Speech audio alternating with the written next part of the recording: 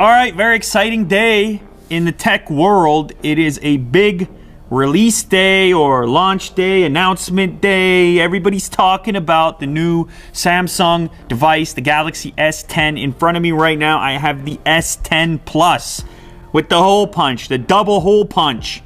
People talked about it. It was leaked. The rumors showcased it, and now it's real.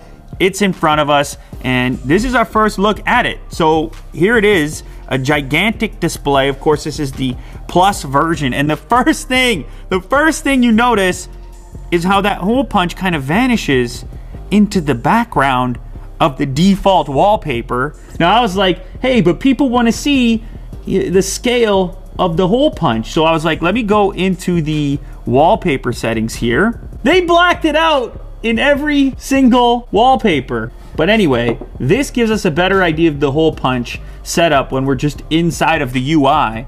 And, you know, I don't know, it kind of fits into the top notification bar. It's the exact same height, which I don't mind. And of course, not having it in the center kind of moves it to a more, a less utilized area of your screen real estate. So this is kind of going to be up to the individual in terms of how you compare this to a notch kind of scenario. But I guess at first glance, aesthetically speaking, you're used to having some noise up in the top corner because this is typically where this stuff lives. You know, your signal, battery life, and so on. So it does blend a little bit better than the center notch. Form factor wise, it's similar in scale to the current Plus series, the S9 Plus, though the back camera also received some upgrades. As you can see right here, we've got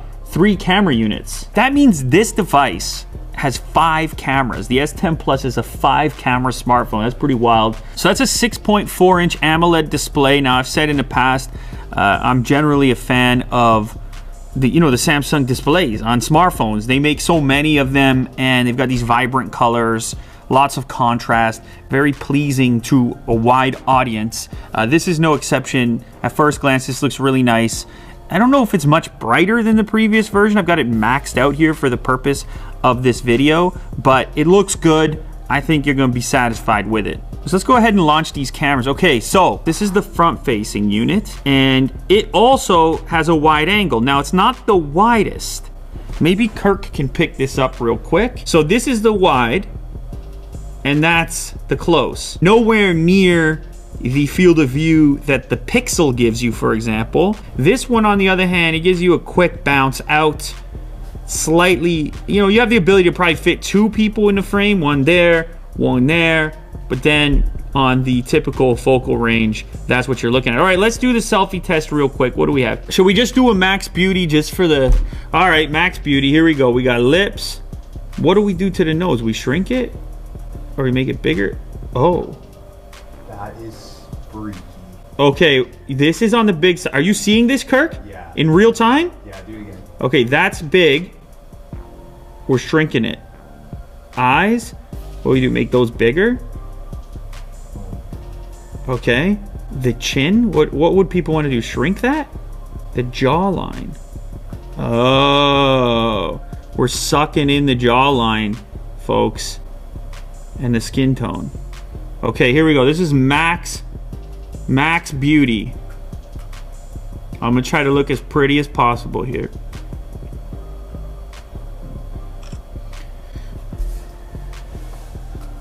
This is not me, ladies and gentlemen. That's not me. That's pretty me. And you know, they've done a compelling version of it here. It doesn't look cartoony. It looks like plastic surgery. Like, that's what it's starting to look like. Actual plastic surgery that you don't have to do. For the price of a new smartphone, you get the old tuck, the old stitch and tuck. I'm gonna get rid of that.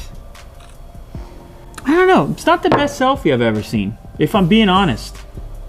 Now, when it comes to some of the post-processing stuff, that can change a little bit. Keep in mind, this is like this is an initial hands-on scenario. So maybe we can pick up a bit more detail, maybe some more contrast in the way that the image is processed. But right now, I've seen selfies I like better.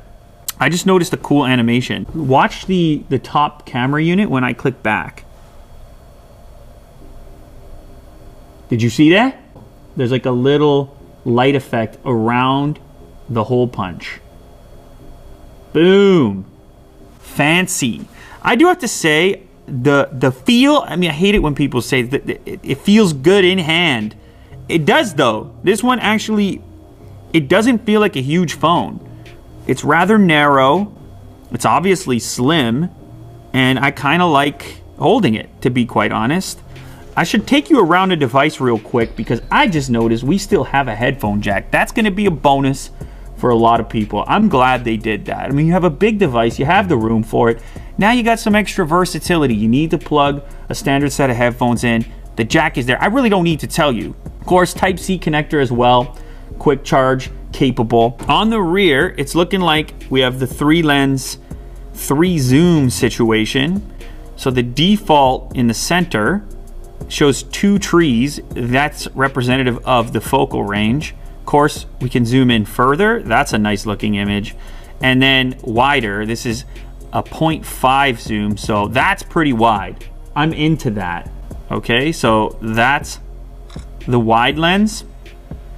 Standard 1x focal range, and then the zoom. So as you can see there, the AI picked up that it's a face, that it's a portrait, and it made various automatic adjustments. Okay, cool. So now we'll just show you all 3. Ooh, that's pretty nice. Okay, so that's the zoomed in mode.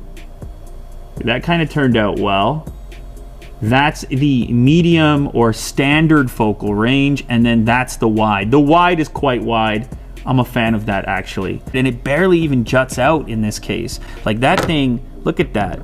That lays pretty flat. I mean, completely flat, really.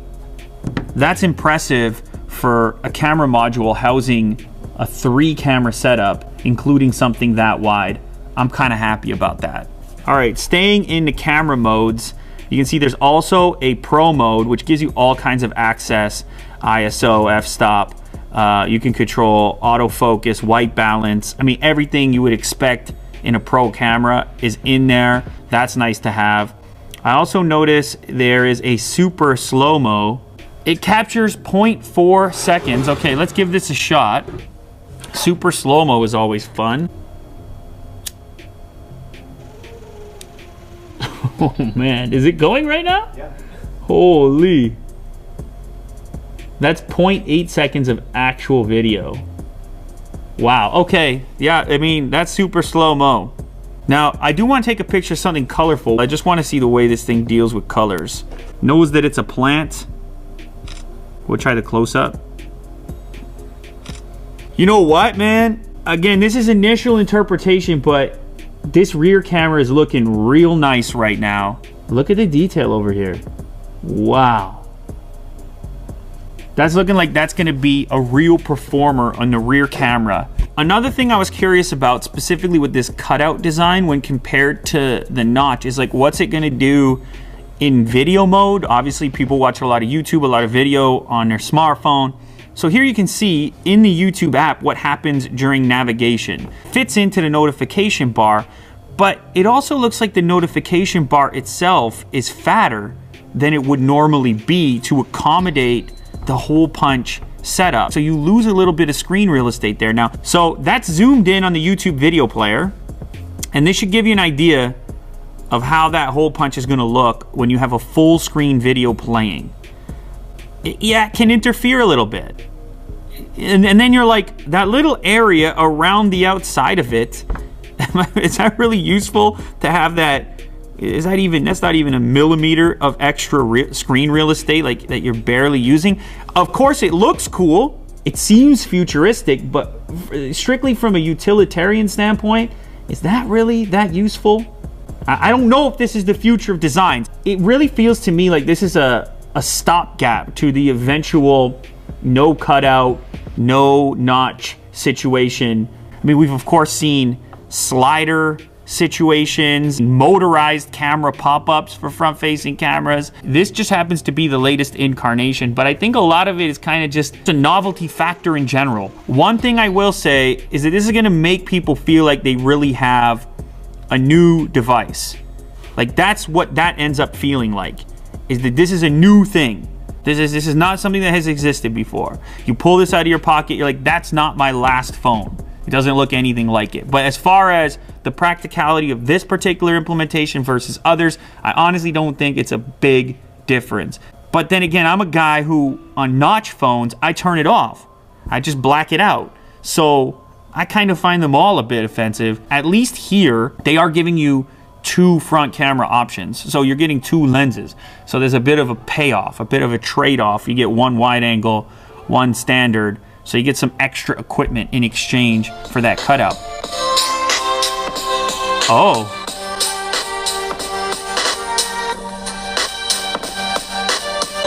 Most of the sound is still traveling out the bottom.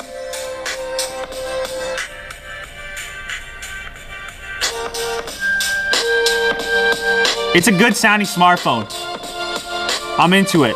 It's a good sounding smartphone. They thought about it. Just so we have a comparison.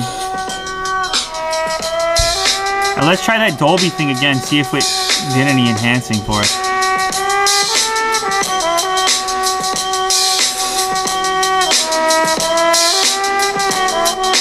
Oh yeah, this track you can hear it a little bit. It's in the mid to high range. A little more detail, a little more crispness, crispy crunch, Rice Krispies. Krispy Kreme, Honey Crisp, Cocoa Crisp.